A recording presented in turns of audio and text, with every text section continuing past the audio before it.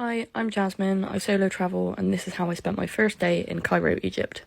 I started the day, of course, with breakfast on the hotel terrace. I completely forgot to record it, but I had a mix of meats, cheeses, breads, yogurt, fruit, falafel, everything.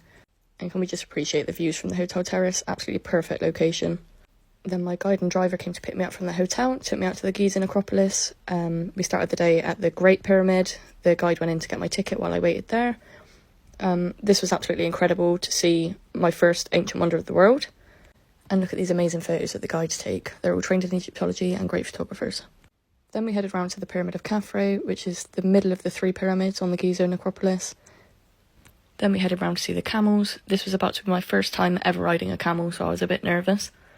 Then here's me getting on the camel. I won't lie, I was absolutely shitting myself at this point. It's like a big game of buckaroo trying to stay on. Obviously they're quite tall, so standing up is a nightmare. But I made it, I stayed on, and we stood up. Then we headed round the back of the pyramids towards the Sphinx, where we'd get off and have a little explore. This is one of my favourite photos I took while I was in Egypt, and one of my favourites that the guides took. And here we are heading towards the Sphinx. I was about to get off the camel at this point. This was a surreal moment for me. I've always dreamed of going to Egypt, so this couldn't have been better. Then we had a quick walk past the stalls at the pyramids. I bought a couple of little things to bring home. Then we were supposed to go for lunch, but it was a bit early, so we went to the Papyrus Institute to see how they make the paper, which was really interesting. Then I went to go and test essential oils and see where cartouches are made, but I missed all of that, so here's a cat outside instead. Here's my lunch. I went for the chicken. We had great views of the Sphinx and the pyramids from here. Then we moved on to arguably my favourite part of the day, the ATV ride in the desert. This lasted for about 30 minutes, maybe slightly longer. To start with, the guide will sit on the quad with you, so you're driving both of you around, and then when you get into the desert, they'll get off, let you have a whiz around on your own, get some nice photos, videos. Then we stopped here for a minute to appreciate the views before heading back to meet my driver to take me back to the hotel. I dropped my stuff off at the hotel and went back out for a walk around.